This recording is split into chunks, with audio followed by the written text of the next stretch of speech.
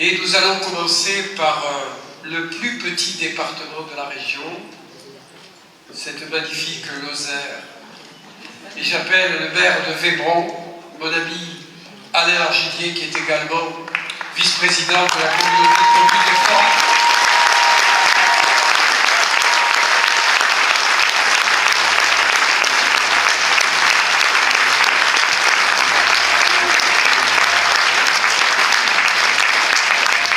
Bonsoir mesdames, bonsoir messieurs, bonsoir Philippe, bonsoir citoyens du Midi. Bonsoir.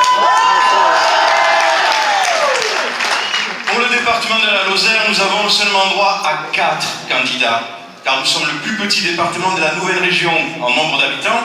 Nous avons souhaité construire une liste représentative de l'ensemble du territoire. Elle est composée de Martine Peytavin, agricultrice, en Lozère c'est normal, élue à Alenc, conseillère communautaire au Goulet-Mont-Lozère, qui n'a pas pu venir ce soir car elle est retenue par son exploitation, Bernard Palpacuer, à qui je demande de revenir me joindre, donc il est conseiller municipal de l'Angleterre, le vice-président du conseil départemental de la Lozère, et le président du système mondial, Bernard Palpacuer, et Julien Martin, attaché territorial, ancien maire de Saint-André-de-Nancy, qui est retenu par des obligations ce soir.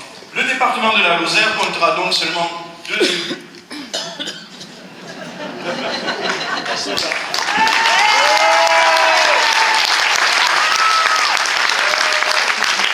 département de la Lozère comptera seulement 2 élus sur 158 au sein de la nouvelle Assemblée régionale.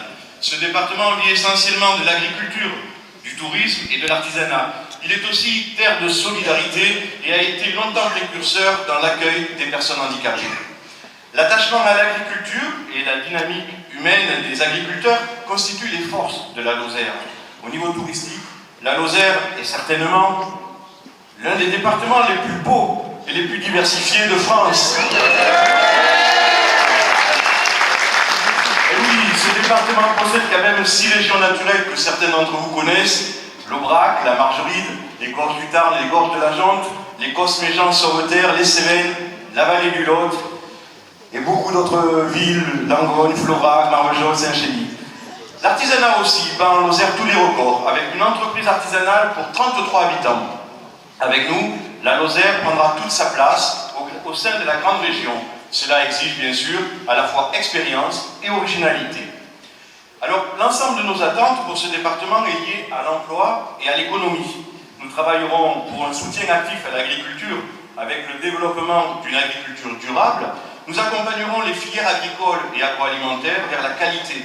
Nous développerons et aiderons les structures de formation professionnelle et d'apprentissage. Je pense à l'AFPA de Saint-Gély, le CFPPA à Florac, Marvejols, les CFA comme celui de Mende, et nous moderniserons aussi les lycées. Nous valoriserons les filières touristiques avec un programme d'aide à l'hôtellerie. Enfin, nous développerons l'économie dans les domaines de la santé, des bâtiments, des travaux publics, du numérique, du commerce, de l'artisanat. Nous agirons en faveur des entreprises en créant un fonds régional d'aide et de soutien aux filières les plus fragilisées. Nous développerons l'économie sociale et solidaire et faciliterons l'accès des entreprises régionales aux marchés internationaux. Nous maintiendrons les trains d'équilibre du territoire, on en a bien besoin, l'Aubrac, le Cévenol, et participerons au financement des travaux sur ces lignes. Enfin, nous participerons à l'aménagement des routes nationales, la 88 avec le contournement de Langogne, cher Bernard, et Mende, et puis la 106, la descente qui va de Montmirail à Florac. Et enfin, nous créerons des lignes de bus, exemple, celle de Florac à Alès. Nous soutiendrons les collectivités, les événements comme le Festival international du film de Vébron et les associations sportives et culturelles. Voilà donc un court extrait de nos attentes que nous souhaitons défendre à la nouvelle Assemblée régionale si les Lozériens, et vous tous ici présents, nous apportez leur suffrage dimanche prochain. Seul Philippe Sorel, qui connaît parfaitement notre département et qui y vient depuis son enfance, sera le président qui pourra défendre cette ruralité.